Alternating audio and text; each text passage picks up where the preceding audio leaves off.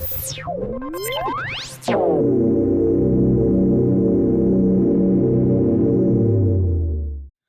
right, guys. Zach, I guess we might as well get into our preview here. Big group to discuss. Lots of receivers, lots of talent. And, it seems like you know who your guys are, but it feels like there are some other guys who can contribute in some different ways and start also some guys who are going to start making a name for themselves this year and in the future as guys like Kyren and Malik exit this year. Yeah. So, Zach, what are your initial thoughts here on the receiver group? We're also grouping the tight ends in this group. So we can discuss the receivers first, and then we'll discuss the tight ends. But what are your thoughts on the receiving room right now? Well, I mean, you pretty much know who your top 4 guys are going to be, right? You know that Malik Nabers is your number 1 guy, your number 1 target. Without question.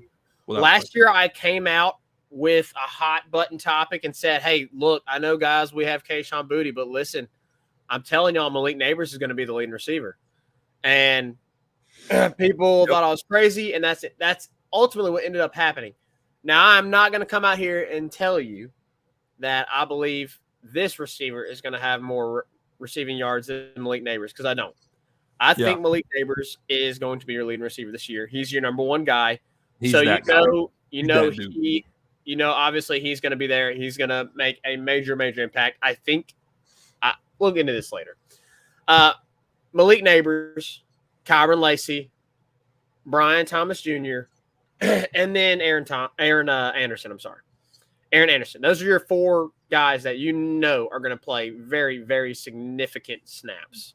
The main guys, right? Yep. We know Aaron Anderson is going to be a little bit different. He's going to be kind of like a specialist, kind of like, find him in open space, get him the ball. He's not going to be like, he's not going to be like Malik or Kyren, where he's out, doing like route trees and stuff like that. Like he's out wide. Like he's going to be, coming in the backfield, coming out of the backfield, set up on bubble screens, crossers, short slants, stuff like that, I think is what you're going to see with Aaron Anderson. But I'm very interested to see how they use him. So, pretty much who the top 4 guys are going to be. It's after that you start to see some other names that have kind of risen to the top of that second kind of group.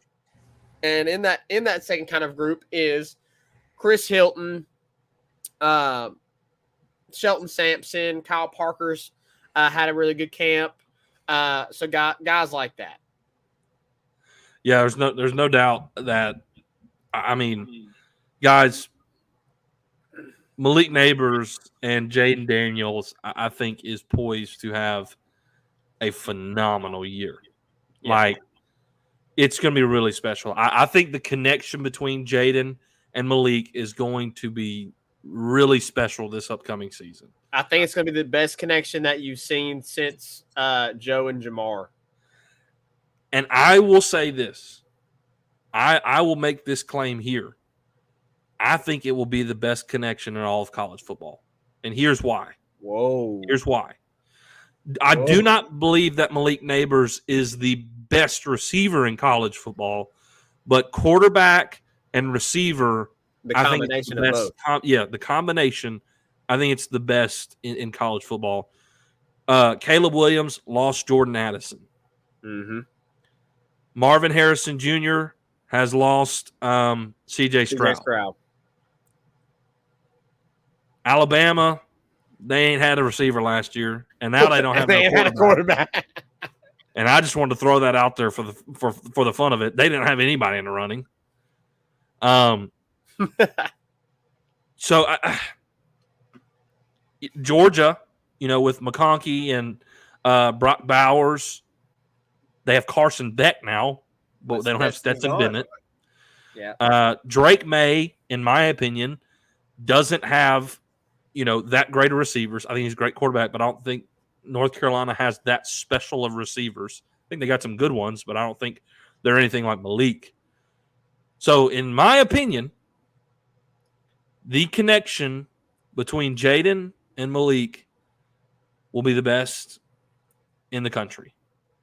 I think the chemistry is there. They've had a whole season together. They've had a full off season together. They've spent time together. They've worked together. So, without question, it is better than it was last year. And last year, it wasn't that bad.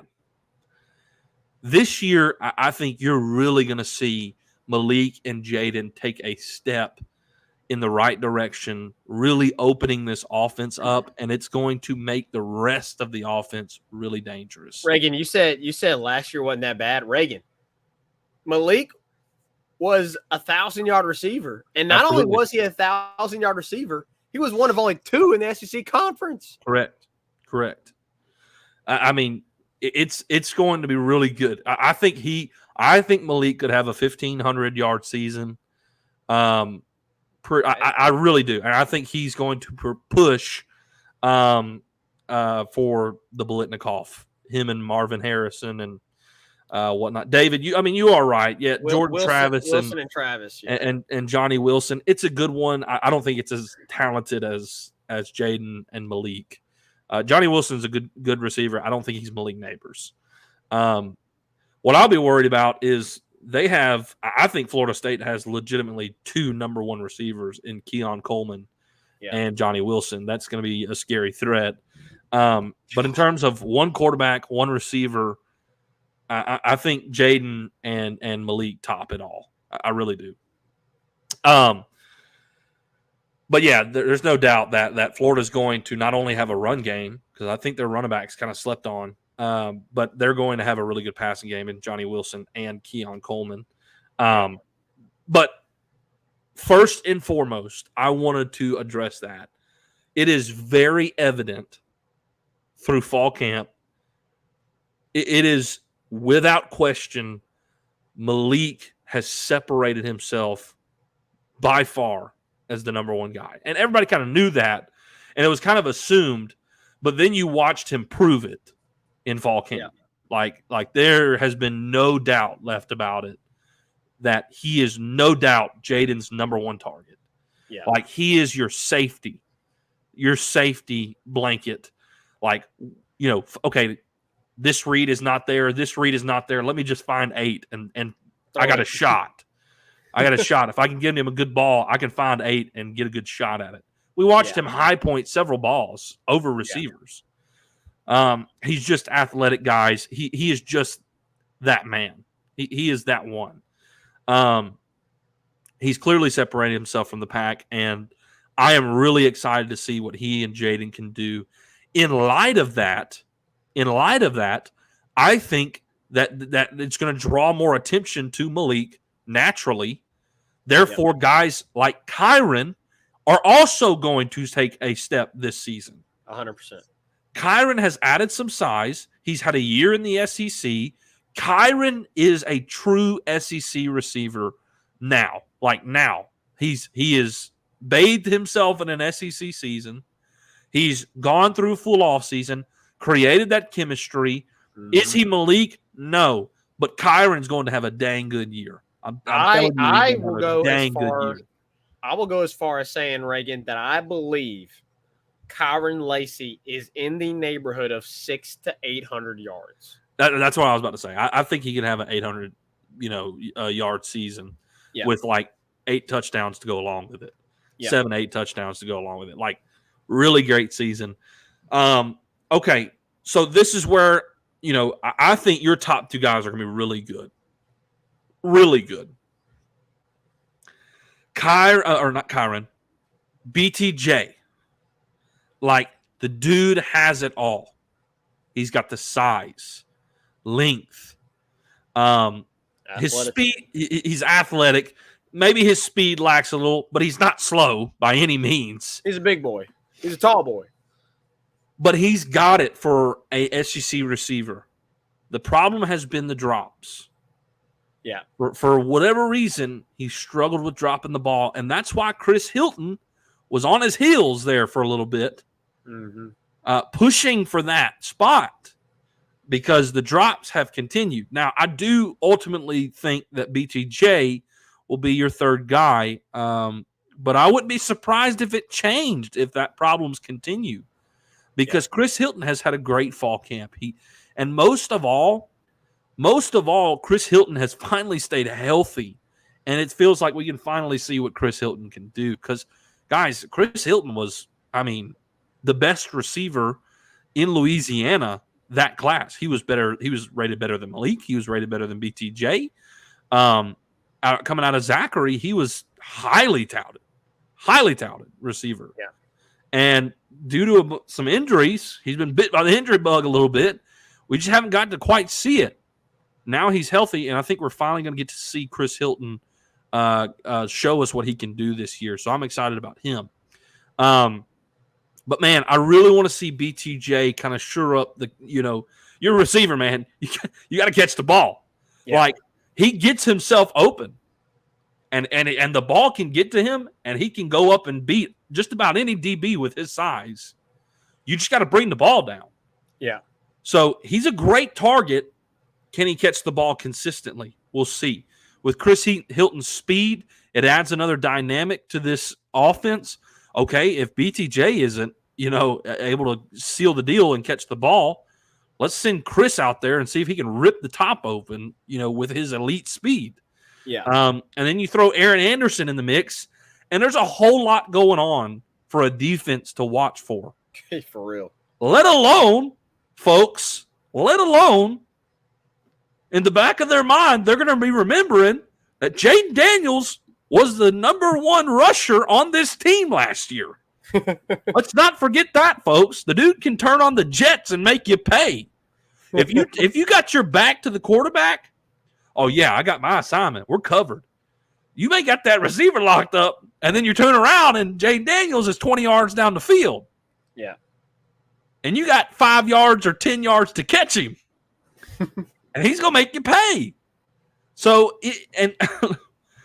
it's a lot of receivers that bring a lot to the table that create this offense to be very complicated for some defenses to handle. And I am really excited to see what this offense can do with them taking that next step, because it really feels like what we missed last year is something we're going to get to see that this year, and it's going to really open things up. And I think this offense is going to be, I think without question, it's going to be the best offense since 2019, LSU 2019. Not in college football, but in terms of LSU, without question. And I will back Matt Moscona. I'm going to back Matt Moscona here. Matt Moscona has made a claim that Jaden Daniels, after this season, would become the second leader in passing yards in LSU history, and it would happen on this season. Folks, I think it's going to happen. I would agree. I will not be surprised if Homie has like over 3,000 yards. Well over 3,000 yards, pushing 4K. Well, to get back on the receivers, if you think about it, if you have Malik and he's over at 1,000, you said 1,500. I think he's going to be closer to 12. Okay, if Malik's around, so based on what I'm thinking, if Malik's around 1,200 yards, if Kyron Lacy's at 800 yards, and then I think a mixture of Aaron Anderson, BTJ, Mason Taylor, they're going to be in the 400-yard range for all three of them. Yeah. So if you look at that, if you look at just those five guys, you're sitting at 3,200 yards. 3,200. So, and that's just me guessing, right? That's just me guessing. Yeah. That's if Malik Neighbors hits 1,200, if Kyron Lacy hits 800, and then if Mason which is Taylor, asking a lot. It's asking a lot, but but I mean, I think that's not even counting any of the other wide receivers like Shelton Sampson, Chris Hilton, those guys that are going to obviously play a major factor. Running backs out of the backfield, The other tight ends, which we'll get to here in a second. Like, it is very, very easy to see how Jaden and this receiving core could amass over 3,000 yards this year, and I don't think that is going to be very difficult for this passing attack at all. Jaden had 17 touchdown passes last year. I think he's in around 25. I think he's 22 to 25 touchdowns passing. So also, let me look at this. So last year, he was just under 3,000. He was at 29-13. Yeah. So yeah, I easily believe that Jaden will hit 3,000. He might be. I think he pushed 4K. 4,000. I think he could push 4,000. It depends on how big of a year BTJ, Eric. You also think about running backs. They want to throw it out of the backfield. And you got guys that can pass out of the backfield in John Emery, in Logan Trey Diggs. Bradford. I mean, all those guys. Yeah. All those guys can, and as you said, Trey Diggs. And then you can't also fail to forget Caleb Jackson, who had a phenomenal 75-yard touchdown in the scrimmage this past Saturday, which was a catch out of the backfield. Yeah. I gotta stop real quick. This is my dude, Brandon Brady. What up, Brandon? Exactly what's up, my brother. Go Tigers, dude. I miss Brandon. Me and Brandon, we used to hang out a lot in Little Rock at my church in Oak Park, and dude's a baller. He is a baller. He played for University of Arkansas Little Rock. Wow. Yeah, he was a baller. Big hoop. He can hoop. Yeah, we used to play a lot together at the church, and he's way, way, way better than I am. I promise. I promise you that. So, but I'm surprised he's in here saying "Go Tigers." I can't remember if Brandon was an LSU fan or not. You'll have to remind me, Brandon. Are you an LSU fan? I can't remember. I don't know. He said G-O Tigers, so I'm. See, Brandon, he said G-O Tigers, not G-E-A-U-X. That's the standard. Man, that's the standard. Brutal. That's okay. but it is great to see him joining us tonight. We got all kinds of new people in here tonight. That's awesome. Yeah, absolutely. Tyler, RP are all in here. Jason Baker's back. Jason said he thinks that this receiving core can hit. I'm right with you, Baker. I'm right with you, man. Right with you there, Jason. All right, Zach. So let's discuss tight ends because I think this is interesting. Well, hold on. Before we move on, we need to discuss. You need to. We know who the top guys are going to be. We haven't even barely mentioned some of the young freshmen that could have impacts this season.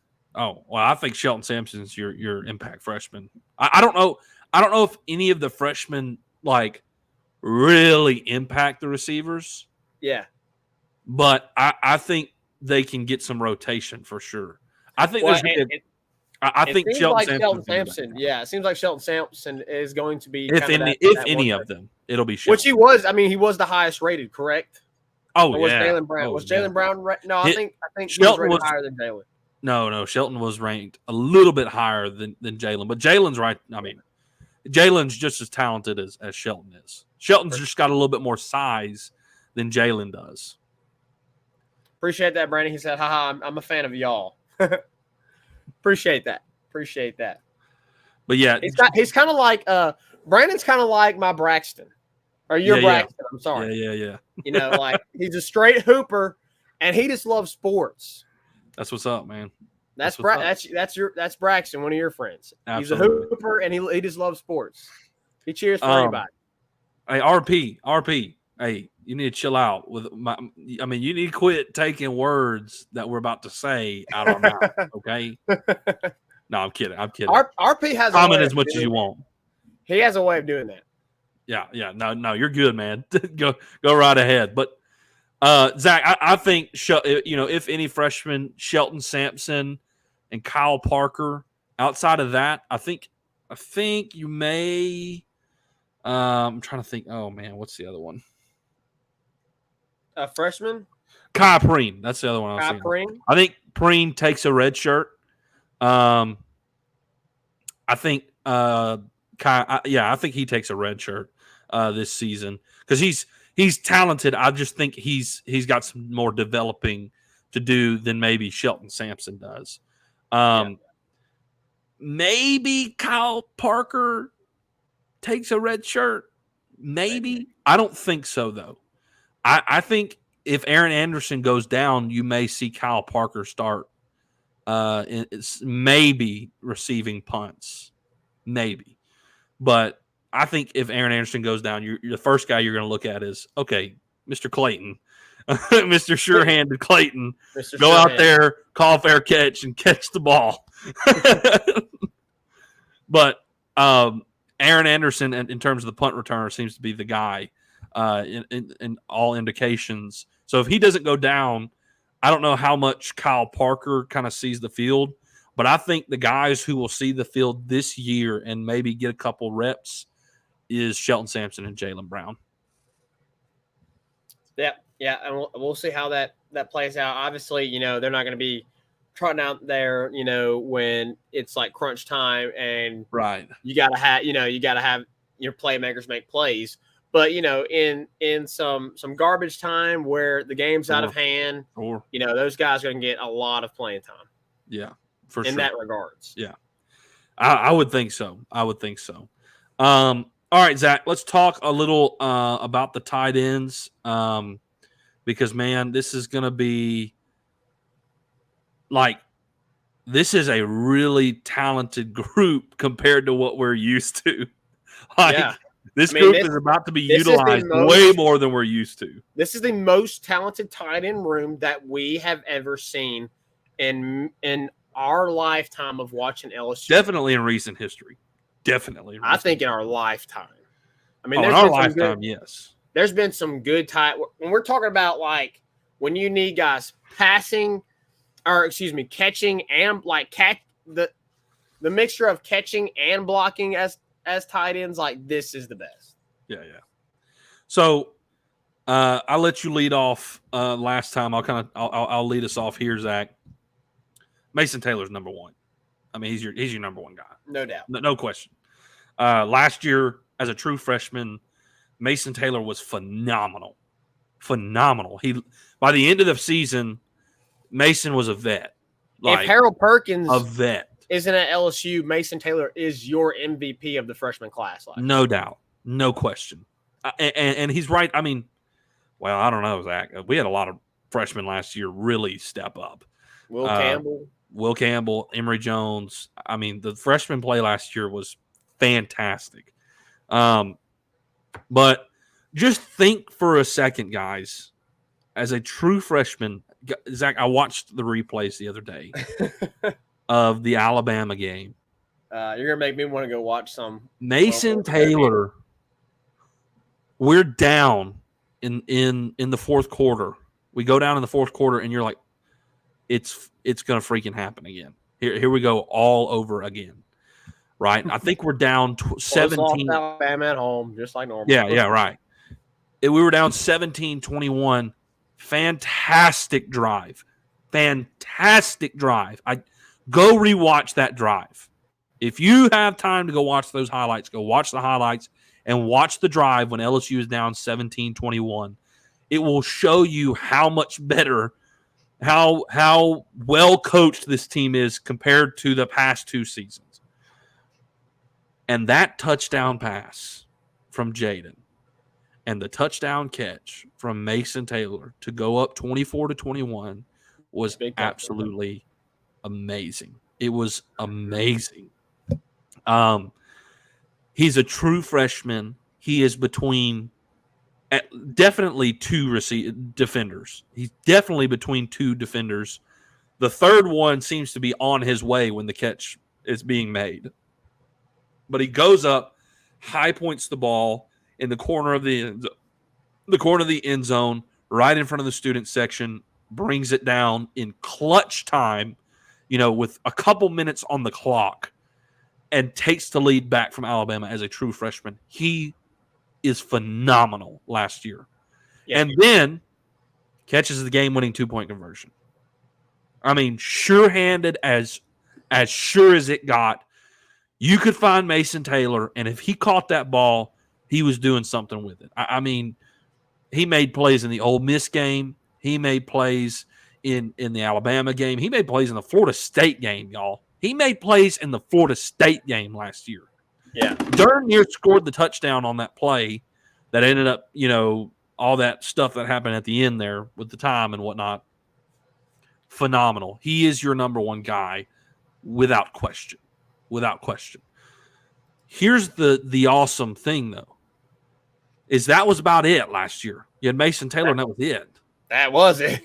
You had some blockers you could throw out there with like Jack Mashburn and Nick Storrs, just some bodies to block somebody. Yeah. But now you have guys that you can run 12 personnel with, and guys who are talented, guys who can catch the ball in Mac Markway and Kamorian Pimpton. They have size, they have skill, they can catch the ball. Mac Markway is a great blocker. Kamorian Pimpton's got to get better at blocking. He's got to get better at blocking.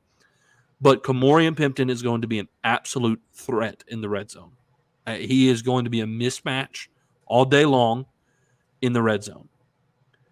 And because we have these tight ends now to pair with Mason Taylor, you throw 12 personnel out there, you really limit what the defense can do when you've got two tight ends on the field. And you have Mason Taylor and let's say Matt Markway or Kamorian Pimpton, and then you throw in the mix Malik Neighbors and Kyron Lacey, right? And Anderson. Like it's going to be a lot for defenses to handle, and it is going to really help this offense. And I am super excited about what this tight end group can do. Zach, what are your thoughts on it? Because we really need to get moving on it. I don't think there's much more I can say on the tight end room. Everything you said about Mason Taylor, 100%. I think, as you mentioned, the biggest thing that we need to talk about when discussing the tight end room this year is that you'll be able to see a new set of offense that you really didn't get to see feature as much last year, and now it can be a staple in your offense. Yeah, running the 12 personnel.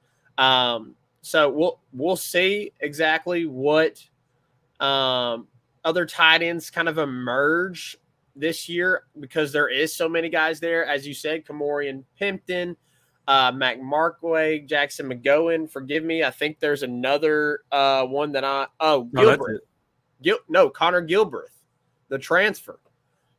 He also is apparently had a pretty good fall camp. Wow. And, not somebody that's going to wow you, but there's another guy. I want to say, let me make sure I'm telling you that correctly. I'm pretty sure it's Andy. I haven't heard much about him, honestly. Connor Gilbreth. Yes. He's number 89. He's a true, I think a true sophomore, 6'5", 270. Wow. Yeah. And he's got a year of experience. I can't remember exactly where he transferred in from. I'd have to look that up, but he's got a year of experience underneath his belt playing college football. So he's a guy that, with so many young guys in that room, he's got to kind of help Mason Taylor out a little bit with some experience. Sure. Yeah. There's a lot of people that want to talk about Kamorian Pimpton and his ability, like his mismatch. Zach, I think people are sleeping on Matt Markway. I really do. I think Matt Markway is going to play just as much, if not maybe even more than Kamorian Pimpton. I think when you see 12 personnel out there, a lot of times I think it's going to be Mason and Mac. I really do. Because Kamorian Pimpton isn't, as you said, he's a pass catcher, right? Yeah, he's a guy you can stick out in the slot, and that's a problem. He is a catch first type end, and you already have that in Mason Taylor. So Kamorian Pimpton's not going to overtake Mason Taylor. Right? I mean, yeah. I mean, you know, he could potentially. You never know. I mean, you know, he could come out there and just do some crazy things. Maybe so. But I think you never know. You know, he could go out there and go like all Brock Bowers on him, or like Darnell Washington on him, or something. I don't know, but the reason people I think are really high on him is because he's been so good in fall camp as a pass catcher. But I don't know. We'll see how that plays out. I do think he's gonna have an impact. I just don't know if it's going to be as much of what people are thinking that he's going to do. So you remember how Thad would push Thad out to the slot every now and then? Yes, I think you're going to see some of that at times. You're going to like he is that style of tight end. Like if they're putting a tight end out in the slot, it'd be him, not Mason Taylor. Correct. Oh, absolutely. Yeah. For sure.